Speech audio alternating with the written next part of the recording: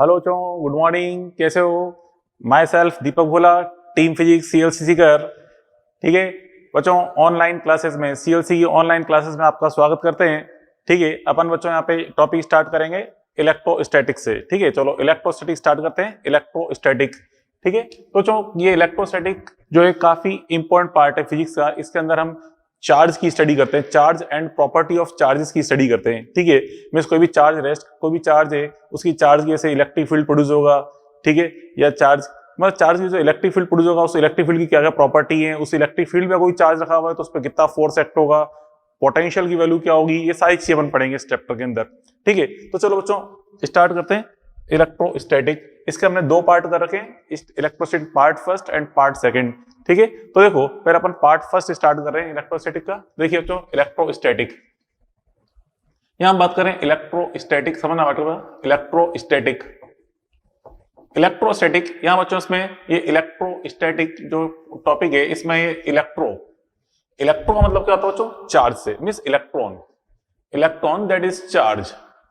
ठीक है, charge and static means बच्चों rest condition, means charge in rest condition. यहां पे हम क्या स्टडी करते हैं? Charge in rest condition means जब भी कोई चार्ज पार्टिकल रेस्ट कंडीशन में इसकी क्या क्या प्रॉपर्टीज होती हैं उसके बारे में अपन यहाँ पे स्टडी करते हैं। ठीक है, तो चलो देखो यहाँ पे देखो, चार्ज अगर रेस्ट कंडीशन में तो क्या होगा, चलो समझा दूं। चार्ज रेस्ट में तो क्या होगा, मूविंग कंडीशन में तो क्या होगा, तो वो चीज देखने जा रहे हैं पहले अपन। देखिए पहले यहाँ से देखें, चार्ज बच्चों अगर रेस्ट कंडीशन में, देखिए रेस्ट चार्ज है बच्चों। देखिए अगर चार्ज बच्चों रेस्ट कंडीशन में तो ये ओनली इलेक्ट्रिक फील्ड प्रोड्यूस करता है। क्या प्रोड्यूस करता है बच्चों? Only electric field. ठीक है, only E vector produce, only E vector means electric field produce, only बच्चों इलेक्ट्रिक फील्ड प्रोड्यूस करेगा। मींस चार्ज अगर रेस्ट कंडीशन में तो ओनली इलेक्ट्रिक फील्ड प्रोड्यूस करेगा।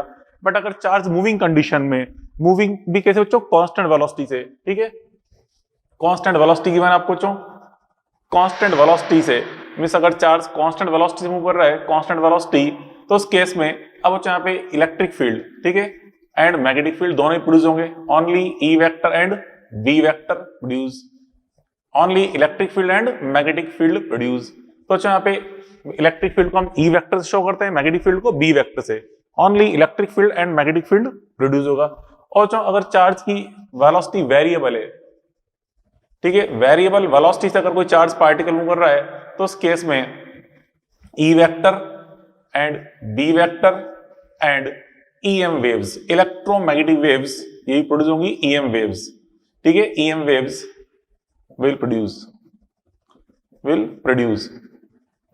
मींस ईएम वेव्स में एक तरह से यहाँ पे चार्ज जो है ये एनर्जी को भी रेडिएट करेगा। मींस जब भी कोई चार्ज यहाँ पे वेरिएबल वेलोसिटी मूव कर रहा है तो यहाँ पे एनर्जी भी यहाँ से रेडिएट होगी, किसकी फॉर्म में? ईएम वेव्स की फॉर्म में, इलेक्ट्रोमैग्नेटिक वेव्स की फॉर्म में एनर्जी यहाँ से प्रोड्यूस होगी। मींस एनर्जी रेडिएट होगी, साथ साथ मींस इलेक्ट्रिक फील्ड प्रोड्यूस होगा, मैग्नेटिक फील्ड प्रोड्यूस होगा, साथ में ईएम वेव्स भी यहाँ से प्रोड्यूस होगी।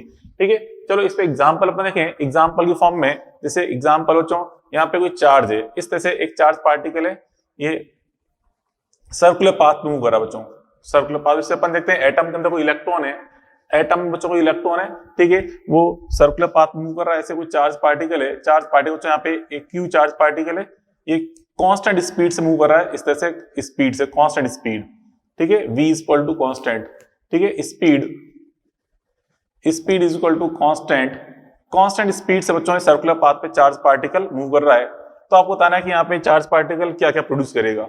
ठीक है, अब यहाँ पे देखिए स्पीड कांस्टेंट है, बट हम जानते हैं यहाँ पे वेलोसिटी क्या होगी इसकी? वेरिएबल। क्यों? क्योंकि सर्कुलर मोशन में स्पीड तो कांस्टेंट हो सकती है बट वेलोसिटी कांस्टेंट नहीं हो सकती। क्यों? क्योंकि एवरी पॉइंट पे डायरेक्शन चेंज हो रही है। देखिए अभी पार्टिकल यहाँ पे इस तरफ वेलोसिटी, फिर इधर जाएगा इस तरफ है, फिर यहाँ पहुंचेगा इस तरफ, फिर यहाँ पहुंचेगा इस तरफ है।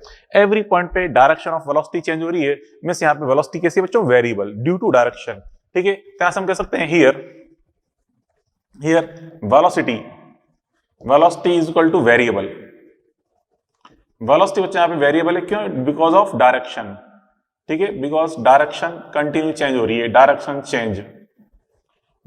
यहाँ पे कंटिन्यू चेंज हो रही है। ठीक है, तो इसलिए यहाँ पे क्या प्रोड्यूस होगी? यहाँ पे दस electric field comma magnetic field and EM waves means electromagnetic waves will produce. ठीक है, तो यहाँ पे इस तरह हम देखते हैं तीनों ही प्रोड्यूस होंगी, इलेक्ट्रिक फील्ड भी, मैग्नेटिक फील्ड भी, इलेक्ट्रोमैग्नेटिक वेव्स, तीनों आप प्रोड्यूस होंगे, ये चीज अपन देखी। ठीक है, चलो अब बच्चे यहाँ पे हम बात कर रहे हैं चार्ज की। हमें चार्ज स्टार्ट करते हैं, बेसिक प्रॉपर्टी ऑफ चार्ज के बारे में देखें। देखिए इधर, अब यहाँ पे स्टार्ट करते हैं चार्ज। What is charge? देखिए चार्ज को हम कैसे शो करते हैं बच्चों, कैपिटल क्यू और स्मॉल क्यू से। चार्ज को हम कभी कभी कैपिटल क्यू से शो कर लेते हैं और कभी कभी स्मॉल क्यू से भी शो कर लेते हैं चार्ज। ठीक है, चार्ज कैपिटल क्यू और स्मॉल क्यू से हम चार्ज को रिप्रेजेंट करते हैं। ठीक है, कैपिटल क्यू और स्मॉल क्यू से। अब जो चार्ज क्या है, charge is a property of body due to which it can produce E vector और बी वेक्टर, में जिसकी वजह से body electric field and magnetic field produce कर सकती है, उसी प्रॉपर्टी को अपन क्या बोलते हैं, चार्ज। ठीक है, हम कहते हैं it is a property of body, property of body. ठीक है, प्रॉपर्टी ऑफ बॉडी। ठीक है, it is property of body by which body can produce, by which body can produce E vector and B vector, means जिसकी वजह से body electric field and magnetic field produce कर सकती है, उसी property को हम बोलते हैं चार्ज। ठीक है, अब चार्ज, किसी बॉडी पे चार्ज आने का कॉज क्या है, क्यों आता है बॉडी पे चार्ज? उसका कॉज है इलेक्ट्रॉन। ठीक है, शिफ्टिंग ऑफ इलेक्ट्रॉन। तो हम जानते हैं बच्चों, कोई भी जैसे एटम है, कोई बॉडी किससे मिलकर बनी है? एटम से। ठीक है, जैसे कोई बॉडी है, इस बॉडी के अंदर मेनी एटम्स हैं। ठीक है, जनरली अपन देखते हैं एटम न्यूट्रल फॉर्म में होता है, क्योंकि आप जानते हो एटम के अंदर जितने न्यूक्लियस में प्रोटॉन्स होते हैं उतने ही बाहर इलेक्ट्रॉन चक्कर लगा रहे होते हैं। तो कोई भी एटम फिजिकली क्या है? Neutral. Normal atom physically neutral होता है, तो कंप्लीट बॉडी भी क्या बच्चों? फिजिकली न्यूट्रल है। ठीक है, अब बच्चों यहाँ से इस एटम में से अगर हम कुछ इलेक्ट्रॉन को शिफ्ट कर दें, मतलब कुछ रिमूव कर दें या कुछ एक्स्ट्रा इलेक्ट्रॉन ऐड कर दें, तो उस बॉडी पे चार्ज डेवलप होता है। देखिए प्रोटॉन को तो हम यहाँ पे शिफ्ट कर नहीं सकते, क्योंकि प्रोटॉन तो कहाँ? न्यूक्लियस के अंदर होते हैं, ये nuclear bond tightly bounded condition में होते हैं। तो किसी बॉडी से हम प्रोटॉन को शिफ्ट नहीं कर सकते, मतलब प्रोटॉन ना तो प्रोटॉन निकाल सकते हैं ना एक्स्ट्रा प्रोटॉन दे सकते हैं, केवल इलेक्ट्रॉन ही आराम से शिफ्ट किया सकते हैं। तो उन इलेक्ट्रॉनों की वजह से ही किसी बॉडी पे चार्ज प्रोड्यूस होता है, शिफ्टिंग की वजह से। कैसे बच्चों? चलो समझाता हूं आपको मैं। क्या समझें? Body can charge. ठीक है, बॉडी कैन चार्ज कैसे चार्ज होती है बच्चों? By exchange of electron. Body can charge by exchange of electron, exchange of electrons. Body can charge by exchange of electrons, not protons. ठीक है, नॉट प्रोटॉन्स। बताइए दिया, प्रोटॉन्स से चार्ज नहीं हो सकती, क्योंकि प्रोटॉन्स हम निकाल नहीं सकते, इसलिए प्रोटॉन्स की वजह से बॉडी पे चार्ज नहीं आता। किससे आता है? केवल इलेक्ट्रॉन की शिफ्टिंग की वजह से। ठीक है, कैसे आता है बच्चों? देखो यहाँ पे समझें, कोई भी एक न्यूट्रल बॉडी है, आप जानते हैं न्यूट्रल बॉडी में जितने प्रोटॉन होते हैं, इलेक्ट्रॉन होते हैं। जैसे अपन देख रहे हैं कोई बच्चों, ये न्यूट्रल बॉडी है, न्यूट्रल बॉडी, इसमें number of electrons equal to क्या है? Number of proton. ये क्या बेटा? न्यूट्रल बॉडी है। ठीक है, number of electrons equal to number of proton. ये बच्चे एक न्यूट्रल बॉडी है, न्यूट्रल बॉडी। ठीक है, इसमें number of proton and number of electrons क्या है? इक्वल है। अब बच्चों अगर मैं इसमें इलेक्ट्रॉन को ऐड कर दूं, अब बच्चों इसमें अगर अपन इलेक्ट्रॉन्स ऐड करेंगे, ठीक है, इलेक्ट्रॉन्स को अपन इसमें ऐड कर दिए, कुछ भी 3 इलेक्ट्रॉन, 10 इलेक्ट्रॉन, 50 इलेक्ट्रॉन, कितने भी इलेक्ट्रॉन्स अपन ऐड कर सकते हैं इसमें। कुछ इलेक्ट्रॉन्स को दे रहे हैं अपन, तो इलेक्ट्रॉन देने पे यहाँ पे नंबर ऑफ इलेक्ट्रॉन्स तो क्या होगा? इंक्रीज। प्रोटॉन्स तो उतने के उतने, नंबर ऑफ इलेक्ट्रॉन्स आपने इंक्रीज कर दिए, तो बॉडी पे चार्ज क्या हो जाएगा बच्चों? नेगेटिव, क्योंकि इलेक्ट्रॉन पे चार्ज नेगेटिव होता है, इसलिए बॉडी पे नेगेटिव चार्ज ऑब्टेन होगा। में से हम देखते हैं Q इक्वल टू, ठीक है, इस बॉडी पे चार्ज आएगा, Q इक्वल टू क्या जाएगा? पॉजिटिव। ठीक, sorry negative. Q equal to negative, body negatively charge हो जाएगी, यहाँ पे बॉडी पे चार्ज नेगेटिव हो जाएगा। ठीक है, और जो अगर इलेक्ट्रॉन यहाँ से अपन रिमूव करें, इलेक्ट्रॉन को अगर आप रिमूव कर रहे हो, ठीक है, रिमूव कर रहे हो, तो उस केस में अब बॉडी पे चार्ज क्या आएगा? पॉजिटिव। ठीक है, क्योंकि इलेक्ट्रॉन आपने रिमूव कर दिए, तो यहाँ पे नंबर ऑफ इलेक्ट्रॉन कम हो गए, प्रोटॉन्स तो उतने के उतने, नंबर ऑफ इलेक्ट्रॉन्स कम हो गए, तो इफेक्टिवली चार्ज कौन सा डोमिनेंट हो गया बच्चों? यहाँ पे पॉजिटिव चार्ज। ठीक है, क्योंकि यहाँ पे इलेक्ट्रॉन्स कम हो गए थे, ठीक है, नेगेटिव चार्ज कम हो गया था, तो इसलिए इफेक्टिवली बॉडी पे चार्ज क्या जाएगा? पॉजिटिव। ठीक है, Q इक्वल टू पॉजिटिव। चलो अब यहाँ पे देखिए, न्यूट्रल बॉडी, सपोज इसका जो मास है, मास इसका m है, सपोज इस बॉडी का मास कैपिटल M है, न्यूट्रल बॉडी का मास, हमने कुछ इलेक्ट्रॉन्स ऐड कर दिए, तो ऐड करने पे मास ऑफ बॉडी क्या हो जाएगा? इंक्रीज, क्योंकि हम जानते हैं एवरी इलेक्ट्रॉन कुछ मास होता है। कितना होता है बच्चों मास ऑफ इलेक्ट्रॉन? ठीक है, मास ऑफ इलेक्ट्रॉन आपको पता ही है, mass of electron 9.1 into 10⁻³ kg, ये होता है मास ऑफ 1 इलेक्ट्रॉन। ठीक है, मास ऑफ 1 इलेक्ट्रॉन होता है 9.1 इंटू 10⁻³ kg। तो यहाँ पे आपने बच्चों कुछ इलेक्ट्रॉन्स ऐड कर दिए, तो ऐड करने पे यहाँ पे इस बॉडी का जो मास है, ये क्या होगा बच्चों? स्लाइटली इंक्रीज हो जाएगा, mass is greater than m। और इस बॉडी से हमने इलेक्ट्रॉन रिमूव किए, तो इलेक्ट्रॉन कम हो गए, जैसे मान लो आपने 10 इलेक्ट्रॉन यहाँ से रिमूव कर दिए तो उस बॉडी का मास 10 इलेक्ट्रॉन जितना रिड्यूस हो गया है, कम हो गया है, ठीक है। तो यहाँ पे इसका मास क्या बच्चों, कम हो जाएगा, mass is less than m, ठीक है। बात पहले पढ़ी, जैसे आपने यहाँ पे बच्चों n इलेक्ट्रॉन्स ऐड किए तो इसका मास कितना इंक्रीज हो गया, n times of mass of electron. और यहाँ पे आपने n इलेक्ट्रॉन्स अगर रिमूव किए तो कितना मास डिक्रीज हो गया, n times of mass of electron, इतना यहाँ से डिक्रीज हो गया, ठीक है। तो अपन देखो बच्चों किसी बॉडी में मतलब कोई यहाँ पे इस पे चार्ज नेगेटिव है, मास क्या बच्चों ग्रेटर देन m, चार्ज अगर पॉजिटिव है तो mass is less than m, ये चीज अपन देखी, ठीक है। अब बच्चों यहाँ पे हम चार्ज की बात कर रहे हैं, चलो थोड़ी सी अब देखें यूनिट ऑफ चार्ज, ठीक है, इसके बारे में देखें चार्ज की यूनिट्स क्या होती हैं। देखो अब देख रहे हैं बच्चों next point upon unit of charge, unit of charge के बारे में देखें, unit of Q, unit of charge. और चलो देखो एसआई यूनिट, चार्ज की जो एसआई यूनिट होती है क्या होती है, कूलाम, ठीक है। एसआई यूनिट, तो चलो एसआई यूनिट है चार्ज की, एसआई यूनिट ये तो होती है कूलाम की फॉर्म में, कूलाम, इसको सी शो करते हैं coulomb, SI unit of charge is coulomb, ठीक है, इसकी एसआई यूनिट कूलाम होती है। अब तो सीजीएस यूनिट्स की बड़ी इंटरेस्टिंग है, सीजीएस यूनिट, अब देखें सीजीएस यूनिट, देखिए सीजीएस यूनिट काफी इंटरेस्टिंग यूनिट है, सीजीएस यूनिट ये काफी इंटरेस्टिंग बच्चों सीजीएस यूनिट। अब बच्चों को चार्ज अगर यहाँ पे रेस्ट कंडीशन में है, चार्ज बच्चों को रेस्ट कंडीशन में तो उसकी सीजीएस यूनिट डिफरेंट होती है, और चार्ज अगर मूविंग कंडीशन में तो उसकी सीजीएस यूनिट डिफरेंट होती है। किस तरह देखिए बच्चों सीजीएस यूनिट अपन देखें, इसकी सीजीएस यूनिट देखिए इधर यहाँ पे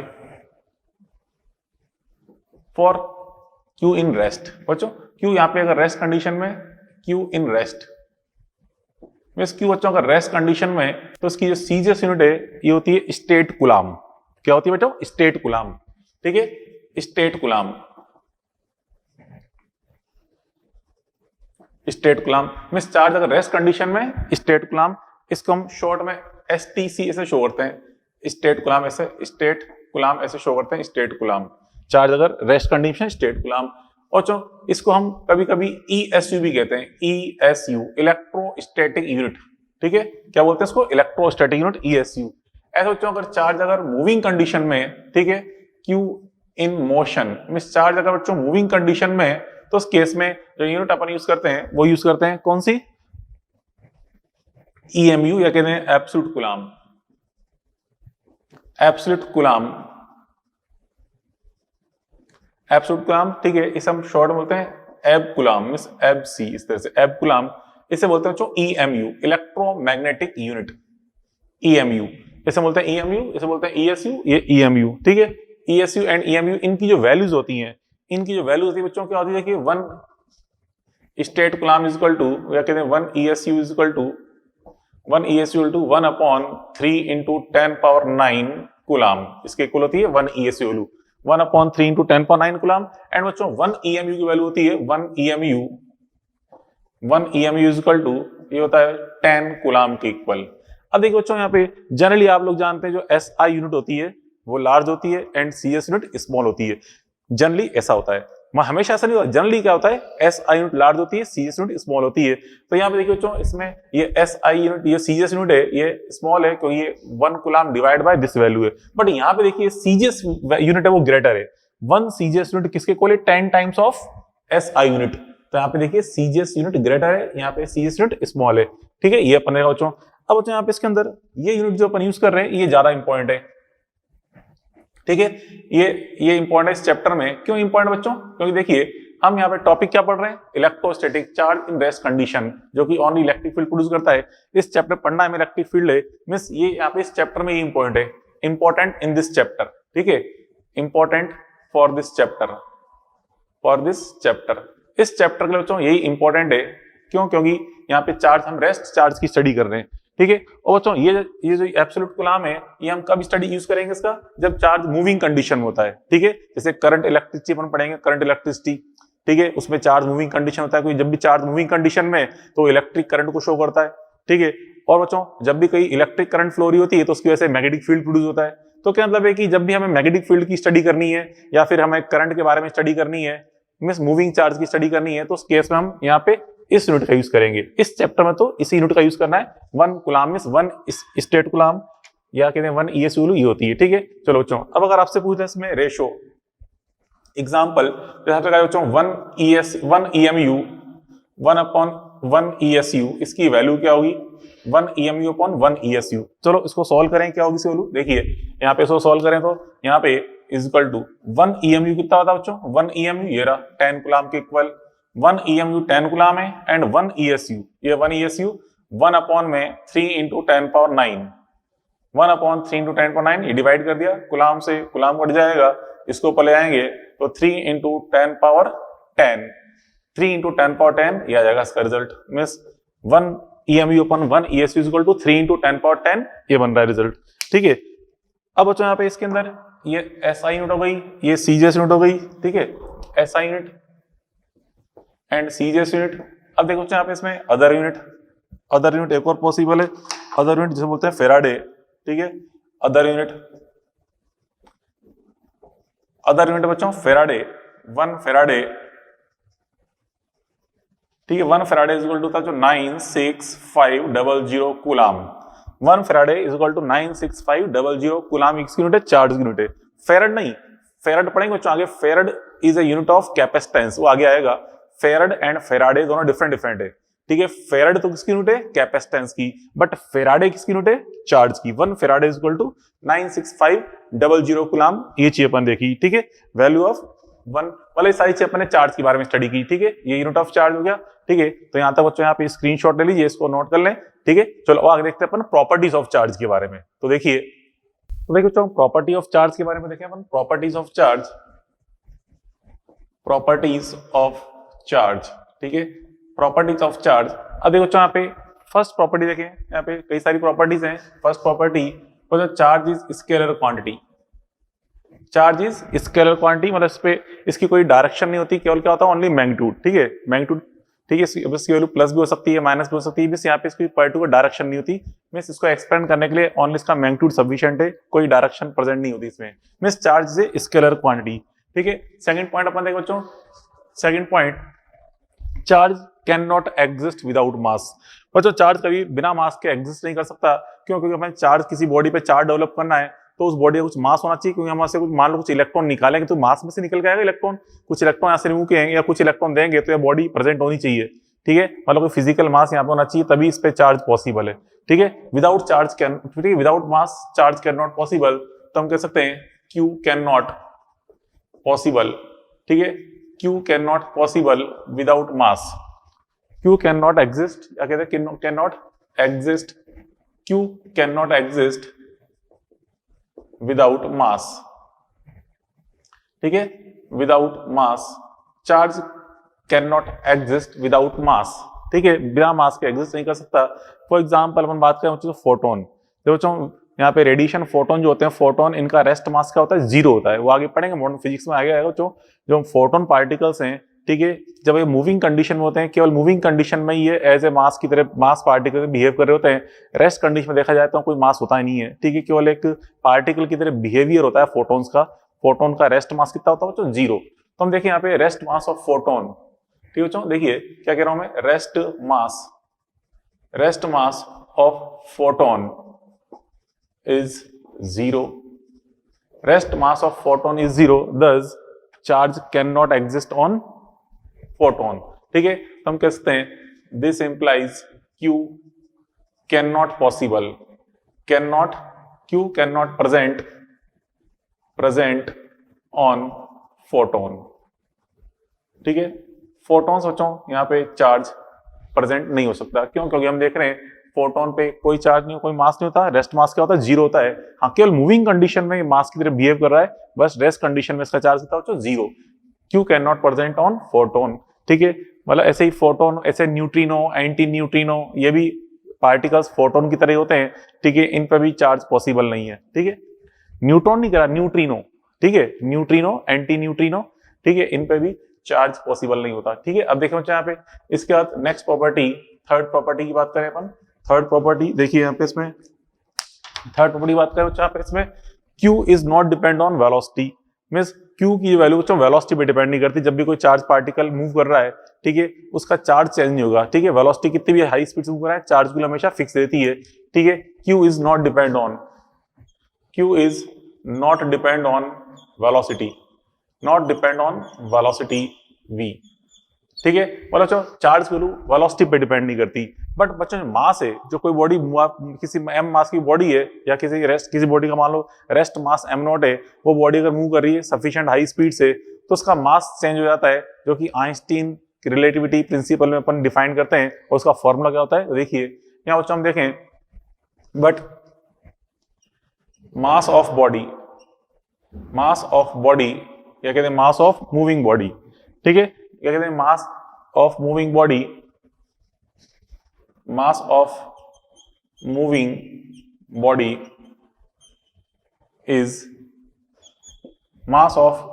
बॉडी इज गिवन बाय, तो क्या होता है m is equal to mass of moving body is m is equal to m not upon root of 1 minus v square upon c square, ठीक है। इस रिलेशन के अकॉर्डिंग यहाँ पे मूविंग बॉडी का मास वेरी कर रहा होता है, मास ऑफ बॉडी, ठीक है, mass of moving body is m is equal to m not 1 upon root 1 minus v square upon c square, ठीक है। इस रिलेशन से मास वेरी कर रहा है। यहाँ बच्चों m नॉट क्या यहाँ पे रेस्ट मास, ठीक है, m नॉट क्या शो कर रहा है rest mass, means body rest condition में तो उसका मास कितना है m नॉट है, ठीक है। v तो उसकी स्पीड है सही, एंड c यहाँ पे क्या शो कर रहा है स्पीड ऑफ लाइट को, ठीक है, स्पीड ऑफ लाइट जो कि क्या होती है आप जानते हैं 3 इंटू 10⁸ मीटर पर सेकेंड, ठीक है। ये फॉर्मूला आइंस्टीन रिलेटिविटी प्रिंसिपल में डिफाइंड है फॉर्मूला, ठीक है। इस तरह से मास वेरी करता है। चलो इसी बेस्ड आपको एक एग्जांपल समझाऊं मैं, इसी इक्वेशन इसी फॉर्मूला बेस्ड। देखिए बच्चों आपसे कह रहा है एक क्वेश्चन अपन देख रहे हैं एग्जाम्पल की फॉर्म में। क्वेश्चन देखिए इस तरह से आपसे क्या बच्चों, एक बॉडी है m not comma q not, मतलब रेस्ट मास m नॉट है, चार्ज पे q नॉट है, ठीक है। If velocity of body m naught comma q naught is v is equal to c by 2, means m not उसका rest mass है, charge उसका rest charge है, जब बॉडी रेस्ट कंडीशन में चार्ज कितना है q नॉट है एंड मास m नॉट है। इसकी वेलोसिटी गिवन है v इज इक्वल टू कितनी गिवन बच्चों c by 2 से ये मूव कर रहा है, ठीक है। आपसे कह रहा है find out its specific charge, find out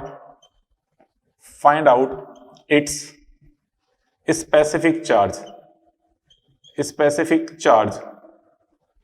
अच्छा स्पेसिफिक चार्ज किसे कहते हैं, स्पेसिफिक चार्ज बोलते हैं q बाई एम को, ratio of q by M, ये हमें फाइंड करना है, that is q by M is equal to question mark q by M means ratio of q by M, इसे बोलते हैं क्या बोलते हैं specific charge. q by M की वैल्यू स्पेसिफिक चार्ज, ये हमें फाइंड करना है specific charge, find out its specific charge. तो बेटा देखो सॉल्यूशन समझे क्या है बेटा, देखिए यहाँ पे q की वैल्यू तो q नॉट की इक्वल रहेगी, ठीक है, q is equal to q not, ये तो फर्क पड़ेगा नहीं इस पे, ये तो चेंज होगी, हम जानते हैं चार्ज वैल्यू वेलोसिटी पे डिपेंड नहीं करती, q इज इक्वल टू क्या आएगा q नॉट के इक्वल, ठीक है। बट यहाँ पे हम बात करें बच्चों मास की, ठीक है, तो मास का फॉर्मूला ये रहा, ये अप्लाई करेंगे m is equal to m not upon root of 1 minus v square upon c square करेंगे, यहाँ पे ये अप्लाई करेंगे तो कितना बन जाएगा, ये v की वैल्यू c बाई 2 रख दो तो यहाँ पे जाएगा 1/4, ठीक है। v की वैल्यू c बाई 2 रखेंगे, c कट जाएगा, 1/2 का स्क्वायर कितना होता है 1/4। अब बच्चों नीचे कितना है 1 माइनस 1/4 3/4 बनेगा, means m not upon root of 3/4, ठीक है। 4 का रूट क्या होता है 2 पर चल जाएगा, कितना हो गया ये 2 m नॉट अपॉन रूट 3, ये तो अपन ने क्या फाइंड कर लिया मास, इफेक्टिव मास, ठीक है। ये फॉर्मूला अप्लाई किया, v की वैल्यू क्या रखी c बाई 2, तो यहाँ पे ये बन जाएगा 1/2 का होल स्क्वायर दैट इज 1/4, ठीक है। अब बच्चों अब हमें क्या फाइंड करना है q बाई m,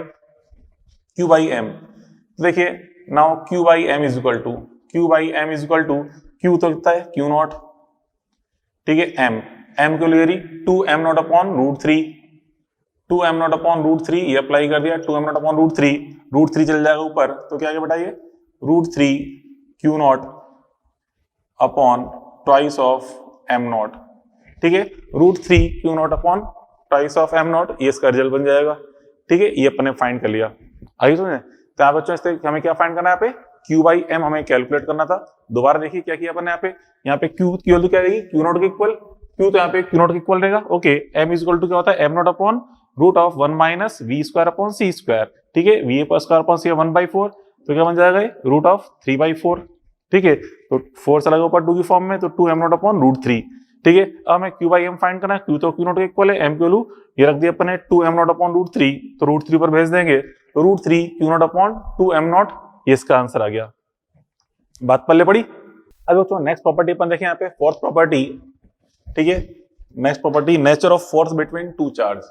अब हम बात कर रहे हैं नेक्स्ट प्रॉपर्टी बच्चों, nature of force means attraction force, repulsion force, उसके बारे में बात कर रहे हैं, ठीक है। फोर्थ प्रॉपर्टी है, देखो फोर्थ प्रॉपर्टी नेचर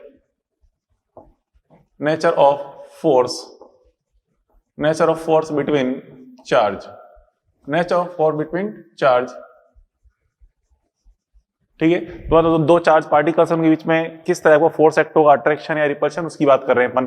देखिए यहाँ बच्चों फर्स्ट पॉइंट अपन देखें, अगर चार बच्चों लाइक चार्ज हैं, ठीक है, अगर बच्चों यहाँ पे लाइक चार्ज की मैंने आपको, दोनों लाइक चार्ज हैं, जैसे कि दोनों प्लस प्लस हैं या फिर दोनों माइनस माइनस है, इस तरह से plus plus and minus minus है, तो उस केस में क्या लगेगा बच्चों, रिपल्शन, ठीक है। दोनों लाइक चार्ज हैं, एक दूसरे को रिपेल करेंगे, ठीक है, रिपेल।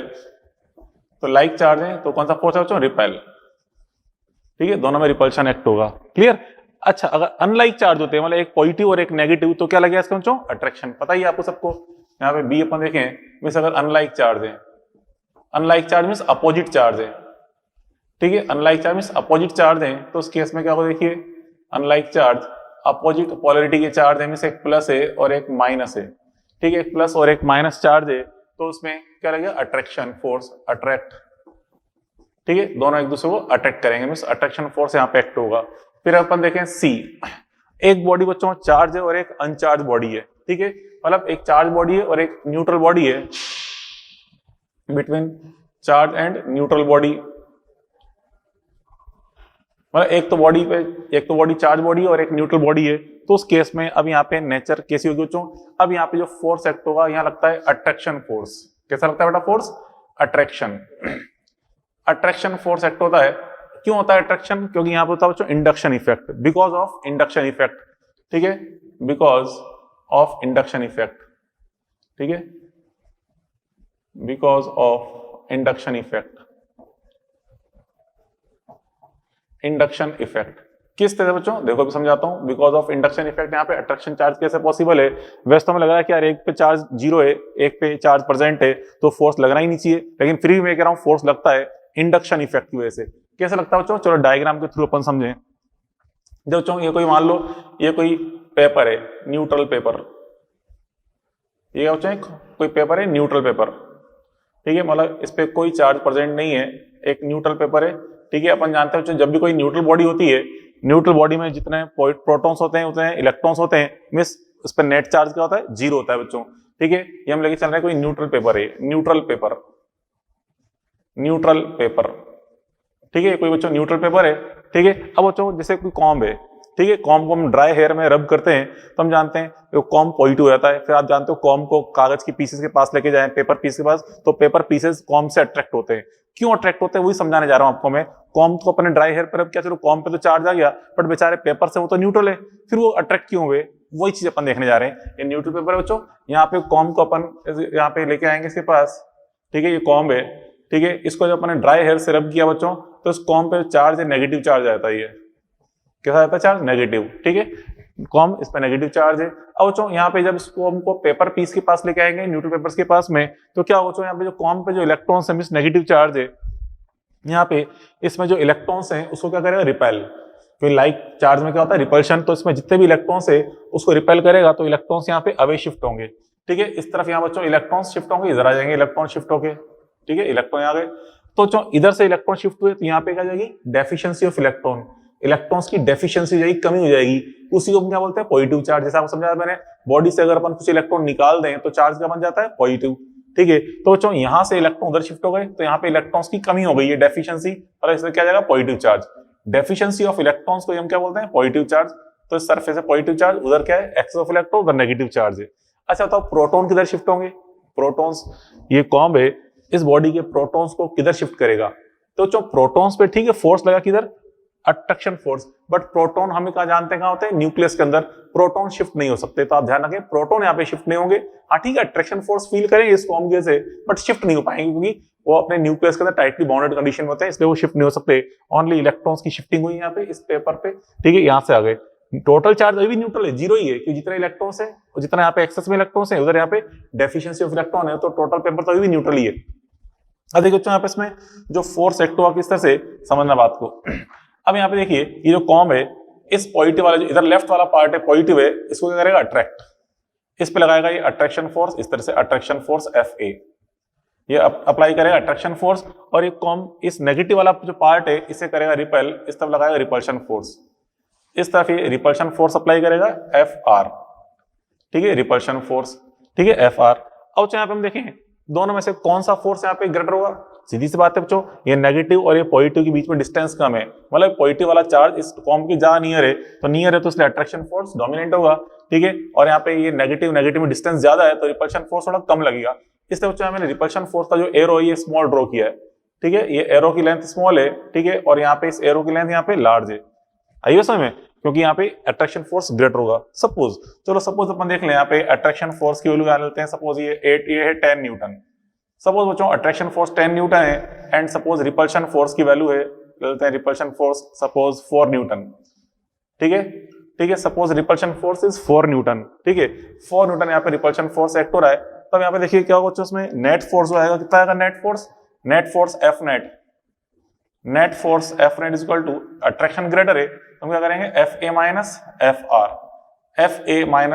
आर करेंगे, ठीक है, तो Fa माइनस एफ आर करिए तो कितना आएगा, Fa माइनस एफ आर करें तो 10 माइनस करेंगे 4, तो 10 माइनस 4 करने पे कितना बेटा 6 न्यूटन, और एक कैसी नेचर आ रही है अट्रैक्शन, 6 न्यूटन अट्रैक्शन, ठीक है, 6 न्यूटन यहाँ पे अट्रैक्शन फोर्स रिएक्ट हो रहा है, ये अपन ने देख लिया ड्यू टू इंडक्शन। ये जो आपने प्लस माइनस की शिफ्टिंग देखी ना, प्लस माइनस शिफ्टिंग, इसी क्या बोलते हैं इंडक्शन इफेक्ट, ये जो प्लस माइनस हम देख रहे हैं यहाँ पे इस तरह से प्रेजेंट हो रहा है, इसी को हम क्या बोलते हैं इंडक्शन इफेक्ट बोलते हैं, इंडक्शन इफेक्ट, ठीक है, इंडक्शन इफेक्ट मींस कोई भी अनचार्ज बॉडी के नियर कोई हम अदर चार्ज बॉडी लेके आ रहे हैं, तो यहाँ पे जो सरफेस पे चार्ज थोड़ा लेफ्ट राइट शिफ्ट हो रहा है, इसे बोलते हैं इंडक्शन इफेक्ट, ठीक है, इंडक्शन इफेक्ट है ये। अब देखिए बेटा यहाँ पे नेट फोर्स की नेचर कैसे आ गई, अट्रैक्शन फोर्स, तो वही चीज समझाई आपको मैंने, यहाँ पे ये बॉडी तो चार्ज बॉडी थी और एक न्यूट्रल पेपर था, दोनों में कौन सा फोर्स लग रहा है, अट्रैक्शन फोर्स, ये चीज अपन देख ली।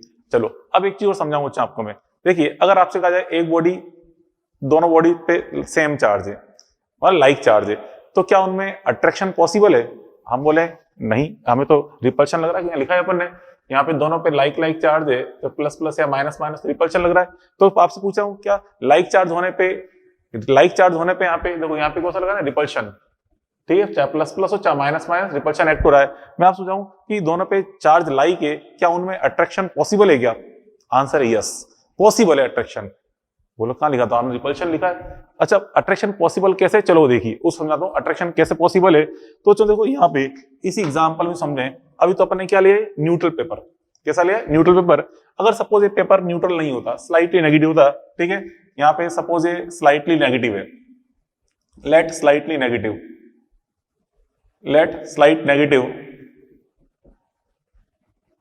स्लाइटली नेगेटिव है, सपोज यहाँ पे जो पेपर पे चार्ज है कैसा है, स्लाइटली नेगेटिव चार्ज है, स्लाइटली नेगेटिव चार्ज, तो यहाँ पे ये कॉम कैसे नेगेटिव चार्ज एक्स्ट्रा कहाँ आएगा, यहाँ पे आएगा नेगेटिव चार्ज एक्स्ट्रा, ये एक्स्ट्रा नेगेटिव चार्ज हो गया, तो एक्स्ट्रा नेगेटिव चार्ज यहाँ आएगा रिपल्शन की वजह से। सपोज क्या लिखा, लेट स्लाइटली नेगेटिव चार्ज, तो यहाँ पे ये नेगेटिव चार्ज यहाँ पे एक्स्ट्रा आ गया, इस तरह से negative charge extra.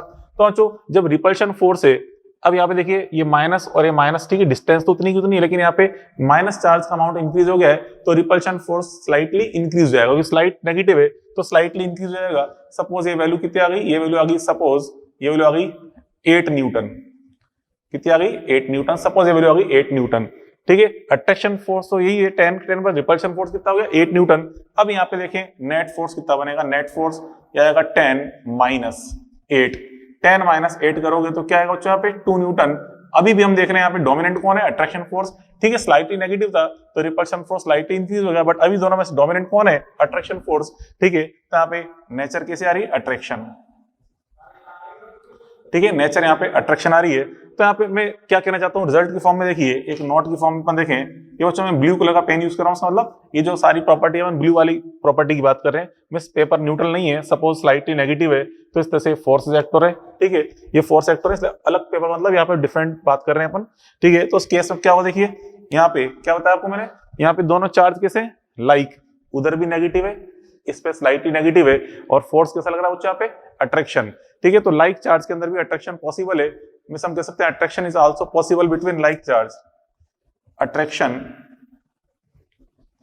Is also attraction is also possible between like charge. Attraction is also possible between like charge. But condition क्या है? कंडीशन क्या बच्चों? एक बॉडी पे चार्ज जो है दूसरे के रेस्पेक्ट में स्लाइड काफी स्मॉल होना चाहिए, ठीक है, तभी पॉसिबल है, ठीक है। But only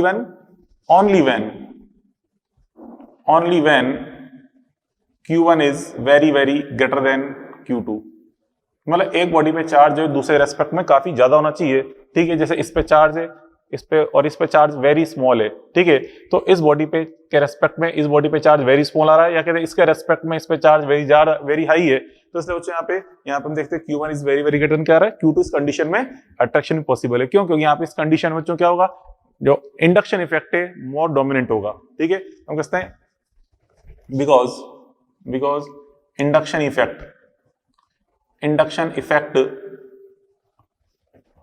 effect is highly dominant, highly act, ठीक है। तो यहाँ पे इंडक्शन इफेक्ट हाईली एक्ट हो रहा होता है, इसलिए यहाँ पे हम देखते हैं इस कंडीशन में यहाँ पे क्या पॉसिबल है बच्चों, यहाँ पे लाइक चार्ज होते हुए भी अट्रैक्शन पॉसिबल होता है, ठीक है। ये चीज अपन देखी, बात पल्ले पड़ी आपको, ठीक है बच्चों। अब देखें नेक्स्ट प्रॉपर्टी अपन देखते हैं यहाँ पे, next property conservation of charge, ठीक है। चलो उससे पहले एक चीज और समझा दूं आपको मैं। यहाँ पे देखिए, यहाँ देखो इसमें अपन ने nature of force between charge अपन देखा है, इसमें देखिए क्या हो रहा है, like charge repulsion, unlike attraction charge and neutral attraction. तो यहाँ 2 बार अट्रैक्शन आ रहा है, बट रिपल्शन केवल यहीं पॉसिबल है और कहीं पॉसिबल नहीं है, ठीक है। कब पॉसिबल है? दोनों लाइक चार्ज है तभी रिपल्शन पॉसिबल है, और कहीं पॉसिबल नहीं आ रहा। मींस किसी बॉडी पे आपको चार्ज की टेस्टिंग करनी है तो जो रिपल्शन जो है वो हमें बिल्कुल ट्रू रिजल्ट देगा, ठीक है। मींस हम कह सकते हैं टेस्टिंग के लिए, करेक्ट टेस्टिंग के लिए सबसे करेक्ट मेथड कौन सा बच्चों? Repulsion method. मींस अगर रिपल्शन हमें पता चल रहा है तो हम समझ जाएंगे कि जो गिवन बॉडी है, जो अननोन बॉडी है, डेफिनेटली उसमें चार्ज, जो सामने वाली बॉडी है उसके लाइक चार्ज ही होगा, तभी रिपल्शन पॉसिबल है, ठीक है। अब देखिए क्या मतलब इसका एग्जांपल के थ्रू समझाता हूं आपको मैं। देखिए क्या कह रहा हूं मैं, एक स्टार पॉइंट की फॉर्म में समझे। यहाँ क्या कहना चाहता हूं, समझे बात को। फॉर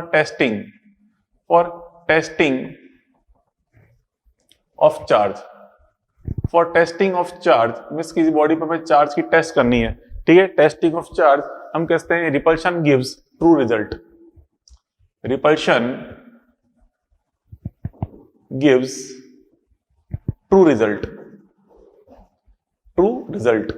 या कहते हैं definite result. Repulsion gives true result कैसे बच्चों? जैसे मान लो एग्जांपल समझे, क्या कहना चाहता हूं। देखिए एग्जांपल, जैसे बच्चों यहाँ पे ये एक पॉजिटिव बॉडी है जो कि नॉन है, ठीक है। ये नॉन बॉडी है, इस पर चार्ज पॉजिटिव है, नॉन, ठीक है। और एक ये इसके पास एक अननोन बॉडी रख दी, अनचार्ज। ये बॉडी पता नहीं चार्ज कैसा है, प्लस है, माइनस है, न्यूट्रल है, अननोन है ये, ठीक है। ये अननोन है, ठीक है, अननोन है। अब यहाँ पे देखिए, सपोज अगर बॉडी ए यहाँ पे अट्रैक्ट हो रही है, या चलो पहले अपन बात करें बॉडी ए बच्चों यहाँ पे अगर रिपेल हुई है, ठीक है। इफ ए रिपेल, अच्छा बॉडी ए अगर रिपेल हो रही है तो हम डेफिनेटली समझ जाएंगे ए बॉडी पे चार्ज कैसा होना चाहिए, पॉजिटिव, क्योंकि पॉजिटिव ही पॉजिटिव रिपेल कर सकता है। तो हम कह सकते हैं यहाँ पे this implies A must be positive, ठीक है। ए विल बी पॉजिटिव, पता चल गया ए क्या होगी, पॉजिटिव। बट अगर ए यहाँ पे अट्रैक्ट हो रहा है, इफ ए अट्रैक्ट, अच्छा ए अगर बॉडी यहाँ पे अट्रैक्ट हुई है तो उस केस में हम कह सकते हैं कि ए या तो न्यूट्रल होगा या फिर बच्चों नेगेटिव, मतलब हम डेफिनेट नहीं कह सकते कि न्यूट्रल ही होगा या फिर नेगेटिव होगा, ठीक है। तो हम कह सकते हैं ए मे बी नेगेटिव और न्यूट्रल, ठीक है। मे बी नेगेटिव और न्यूट्रल में हमें करेक्ट एक डेफिनेट रिजल्ट किससे मिल रहा है, रिपल्शन से ही पता चल रहा है कि ए पे पॉजिटिव होगा, ठीक है। हाँ आई समझ बच्चों, क्या मतलब है कि अट्रैक्शन हो रहा है तो हम डेफिनेट नहीं बता पाएंगे कि चार्ज कैसा है, बट रिपल्शन हुआ है तो हम डेफिनेट बता देंगे कि नेचर ऑफ चार्ज क्या होगी, ठीक है। अब बच्चों उसके बाद फिर हम देखें यहाँ पे नेक्स्ट प्रॉपर्टी 4 प्रॉपर्टीज हो गई। 5th प्रॉपर्टी देखें अपन, conservation of charge. 5th property बच्चों conservation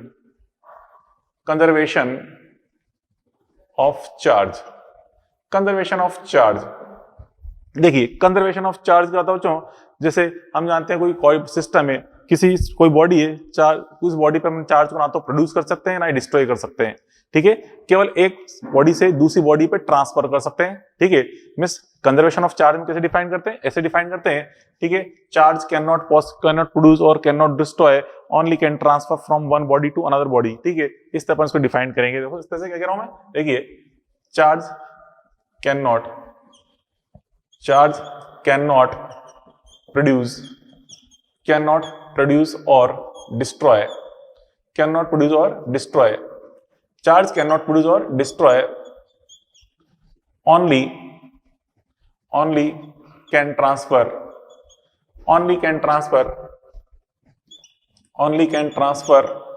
from one body to another body, ठीक है, from one to another body में से यहाँ पे चार्ज को केवल वन बॉडी से अनदर बॉडी पे ट्रांसफर कर सकते हैं, ठीक है, इसको हम ना तो प्रोड्यूस कर सकते हैं ना डिस्ट्रॉय कर सकते हैं, केवल ट्रांसफर कर सकते हैं, ठीक है, इसी को हम बोलते हैं कंजर्वेशन ऑफ चार्ज। मतलब इसको कुल मिलाकर अपन ऐसे भी कह सकते हैं कि जो net charge of A given system है हमेशा क्या होगा, फिक्स रहेगा, ठीक है, net charge of given system always remain fixed, ठीक है। तो यहाँ पे देखो नेक्स्ट इसको हम ऐसे भी समझ सकते हैं, देखिए कंजर्वेशन ऑफ चार्ज को क्या कह रहा हूं मैं, देखिए समझो यहाँ पे हम कहना चाहते हैं कि total charge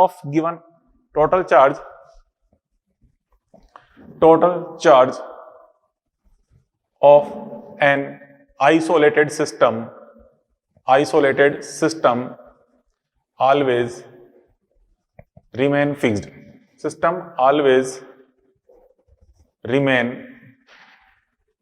constant, always remain fixed कह लो या कहते हैं always remain constant, ठीक है। इसका मतलब बच्चों कोई सिस्टम है उस पे टोटल चार्ज, मतलब क्या मतलब है, उसका मैं कभी एग्जाम समझाऊंगा। मतलब इस तरह से मान लो सिस्टम में कोई पार्टिकल है, सिस्टम में मान लो 3 चार्ज पार्टिकल है, 3 बॉडीज हैं, ठीक है, एक पे चार्ज Q1 है, एक पे Q2 है और एक पे Q3 है, एक पे चार्ज बच्चों Q1, एक पे Q2 है और एक पे Q3 है, तो नेट चार्ज कितना हो गया सिस्टम का, Q1 plus Q2 plus Q3। मतलब मान लीजिए अपने पास एक बॉक्स है, इसमें 3 बॉल्स हैं, एक पे चार्ज Q1, एक पे Q2, एक पे 3 है, ठीक है, फिर हमने उसको तीनों बॉल्स को बॉक्स में रखा, फिर हमने इस बॉक्स को हिलाया, डुक डुक डुक डुक ऐसे हिलाए अच्छे से, फिर तो क्या होगा बच्चों, बॉडी आपस में कोलाइड करेंगी, उनका कुछ चार्ज ट्रांसफर होगा एक दूसरे पर। अब मान लो एक बॉडी पे चार्ज आएगा Q1 डैश, एक पे आएगा Q2 डैश और एक पे Q3 डैश, तो हम टोटल चार्ज हम देखेंगे तो Q1 प्लस Q2 जो प्लस Q3 टोटल चार्ज है ये किसके बराबर आएगा, Q1 dash plus Q2 dash plus Q3 dash, means total amount of charge उतना ही रहेगा जितना पहले था, ठीक है। क्या मतलब इसका, चलो एग्जांपल के थ्रू अपन देखें, एग्जांपल थ्रू जैसे मैं समझा रहा हूं आपको मैं, इस तरह से बच्चों एक बॉक्स है ये, ठीक है, ये एक बॉक्स है, ठीक है, इसमें 3 बॉल्स हैं, ठीक है, इसमें 3 बॉल्स हैं, ठीक है, इन बॉल्स पे जो चार्ज की वैल्यू है, सपोज एक पे +3 है, +3 कूलम, एक पे है -2 कूलम, एक पे है +4 कूलम, ठीक है, ये 3 बॉल्स हैं, इन पे charge +3 coulomb, -2 coulomb and +4 coulomb है, ठीक है। इस बॉक्स को फिर आपने जोर से हिलाया, ठीक है, अब यहाँ पे देखिए, अब इस पे ये कंडीशन आ गई, जो इस बॉल्स पे चार्ज है, ठीक है, इसको आपने शेक किया है, ठीक है, शेक करने पे अब यहाँ पे इसमें न्यू चार्ज जो आ गया, देखो इस तरह से, ये जो 3 बॉडीज थी इन पे चार्ज की वैल्यूज, ठीक है, जो फर्स्ट बॉडी है, सपोज फर्स्ट बॉडी पे चार्ज गिवन है +1 आ गया, इस पे +1 कूलम, कितना गया +1 कूलम, ठीक है। सेकंड बॉडी पे चार्ज आ गया, मान लो बच्चों यहाँ पे -3 कूलम आ गया, ये इस पे आ गया सपोज -3 कूलम, तो इस थर्ड पे चार्ज पे कितना होगा Q, ये हमें फाइंड करना है, इस थर्ड पे चार्ज की वैल्यू क्या है ये हमें कैलकुलेट करनी है Q की वैल्यू, तो थर्ड बॉडी पे चार्ज कितना होगा ये फाइंड करना है, तो कोई दिक्कत नहीं है, ये अप्लाई करें formula Q1 plus Q2 plus Q3, तो यहाँ पे देखिए बेटा +3, ठीक है, +3 प्लस -2 प्लस 4, ठीक, इन सबको ऐड करेंगे equal to Q1 dash plus Q2 dash plus Q3 कर रहे हैं, मतलब +1 प्लस -3 एंड प्लस Q, ठीक है, इनका सम करें तो कितना बेटा 4 एंड 3 7 7 -2 करेंगे 5, तो 5 तो हो गया इक्वल टू, यहाँ कितना रहा है यहाँ पे -2, ठीक है, -2 प्लस Q, ठीक है। अब जो इस -2 इधर सेंड कर दो तो Q इक्वल टू कितना हो गया 7, आ जाएगा Q इक्वल टू आ गया 7 कूलम, मतलब +7 हो जाएगा, 7 कूलम आएगी वैल्यू ऑफ Q, तो इस तरह अपन आंसर फाइंड करते हैं Q इक्वल टू 7 कूलम, ठीक है। तो कुल मिलाकर देखो ये आइसोलेटेड सिस्टम है, आइसोलेटेड सिस्टम मतलब इसका बाहर से किसी अदर सिस्टम से कोई लेना देना नहीं है, ठीक है, उसे बोलते हैं आइसोलेटेड सिस्टम। तो उसमें 3 बॉडीज हैं, इनको आपस में टच शेक कर रहे हैं, आपस में टच कर रही है, तो इस तरह शिफ्ट हुआ है। अब new amount of charge find करना है, तो हमने क्या किया, टोटल चार्ज को कंजर्व किया, जितना यहाँ पे था total initial charge total final charge equal किया है। तो सोल्व करने पे कितना बेटा, Q इक्वल टू 7 कूलम, ये चीज अपन ने फाइंड की। आई बस में, ठीक है, तो इसको नोट कर लीजिए। चलो अब आगे देखें। देखिए अपन देखें नेक्स्ट प्रॉपर्टी, 6th प्रॉपर्टी। देखिए नेक्स्ट प्रॉपर्टी बच्चों को 6th, quantization of charge. Quantization of charge, तो जो क्वांटाइजेशन ऑफ चार्ज, देखिए यहाँ पे क्वांटाइजेशन में, यहाँ पे देखो ये अपन पढ़ रहे हैं क्वांटाइजेशन ऑफ चार्ज, जो नेक्स्ट प्रॉपर्टी है, इसमें यहाँ पे जो अपन बोल रहे हैं वर्ड क्वांटाइजेशन, इसका मतलब क्या होता है? तो जो क्वांटाइजेशन का मीनिंग क्या है, इसका मतलब है available in integer multiple. Means जब भी कोई वैल्यू हमेशा एक पर्टिकुलर फिक्स वैल्यू के इंटीजर मल्टीपल की फॉर्म में ही होती है, तो उसे हम बोलते हैं यहाँ पे क्वांटाइजेशन ऑफ चार्ज, ठीक है, मतलब क्वांटाइजेशन बोलते हैं means available in integer multiple, integer multiple means जब भी कोई वैल्यू इंटीजर मल्टीपल की फॉर्म में अवेलेबल है, उसे हम बोलेंगे क्वांटाइजेशन, ठीक है। क्या मतलब इसका, देखिए अभी अपन समझते हैं यहाँ पे बच्चों। तो अच्छा बताइए, सबसे smallest possible value of charge कितनी हो सकती है बच्चों किसी बॉडी पे? E के इक्वल, क्योंकि अपन किसी बॉडी को 1 इलेक्ट्रॉन ऐड कर रहे हैं, तो उसमें चार्ज कितना हो जाएगा, 1E। या 1 इलेक्ट्रॉन रिमूव कर रहे हैं, सॉरी 1 इलेक्ट्रॉन ऐड कर रहे हैं, तो चार्ज कितना होगा, -E। 1 इलेक्ट्रॉन रिमूव कर रहे हैं, तो चार्ज कितना आएगा, +E। मतलब कम से कम 1 इलेक्ट्रॉन तो शिफ्ट करोगे ना, तो कम से कम चार्ज कितना आएगा बच्चों, E के इक्वल, ठीक है, E के फॉर्म में आएगा। तो हम कह सकते हैं यहाँ पे, देखिए फर्स्ट पॉइंट आप समझे क्या कह रहा हूं मैं यहाँ पे, देखिए smallest possible value, smallest possible value से बोलते हैं क्वांटा, ठीक है, called quanta. Smallest possible value that is quanta of charge of Q on body. तो जो किसी बॉडी पे चार्ज की स्मॉलेस्ट पॉसिबल वैल्यू क्या बच्चों, अपन को पता है क्या होती है बेटा, E होती है। E मींस 1.6 इंटू 10⁻⁻19 कूलम, ठीक है, मींस इलेक्ट्रॉन या प्रोटॉन पे चार्ज का मैग्नीट्यूड है, उसे हम बोलते हैं E, ठीक है। क्वांटाइजेशन ऑफ चार्ज कितना होता है बच्चों, मतलब स्मॉलेस्ट क्वांटा ऑफ चार्ज क्या होता है, मतलब smallest possible value of body पे चार्ज क्या होता है बच्चों, स्मॉलेस्ट पॉसिबल चार्ज की वैल्यू क्या होती है, E के इक्वल मींस 1.6 इंटू 10⁻�19 के इक्वल होती है, ठीक है, स्मॉलेस्ट पॉसिबल वैल्यू। अब यहाँ पे सेकंड पॉइंट अपन देखें इसके अंदर, मतलब इस स्मॉलेस्ट पॉसिबल वैल्यू को क्या बोलते हैं, क्वांटा बोलते हैं, यानी क्या बोलते हैं, क्वांटा, ठीक है। अब अच्छा देखो, किसी बॉडी पे चार्ज आएगा हमेशा E के इंटीग्रल मल्टीपल की फॉर्म में ही होगा। क्यों होगा, क्योंकि हमने बताया मैंने 1 इलेक्ट्रॉन ऐड करें या 2 इलेक्ट्रॉन ऐड करें या 3 इलेक्ट्रॉन ऐड करेंगे, इलेक्ट्रॉन हमेशा एक साबुत इलेक्ट्रॉन ही ऐड करेंगे। ऐसा तो नहीं कि आधा इलेक्ट्रॉन इसको दे दिया, फिर आगे 1/4 इलेक्ट्रॉन दे दिया, फिर हमने क्वार्टर इलेक्ट्रॉन, ऐसा तो पॉसिबल नहीं। हमेशा इलेक्ट्रॉन एक साबुत फॉर्म में वाले कंप्लीट इलेक्ट्रॉन ही यहाँ दिया जाएगा, कंप्लीट इलेक्ट्रॉन निकाला जाएगा। तो यहाँ हम देखते हैं जो चार्ज है हमेशा क्या होता है, क्या देखो,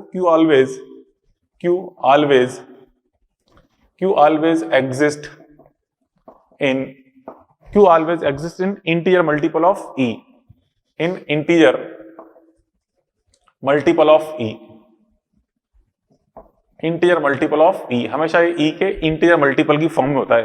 क्या मतलब है उसका, देखिए मतलब किसी बॉडी पे चार्ज क्या क्या हो सकता है, ये हो सकता है, देखिए जैसे मान लो अगर अपन ने इसमें 1 इलेक्ट्रॉन्स ऐड किया तो 1E हो जाएगा, या अगर 2 इलेक्ट्रॉन्स ऐड कर रहे हैं तो -2E हो जाएगा, या अगर 3 इलेक्ट्रॉन्स ऐड कर रहे हैं तो -3E हो जाएगा, ठीक है। ऐसा सोचो अगर इसमें आपने n इलेक्ट्रॉन्स ऐड किए तो कितना होगा चार्ज, -NE, कितना होगा, -NE।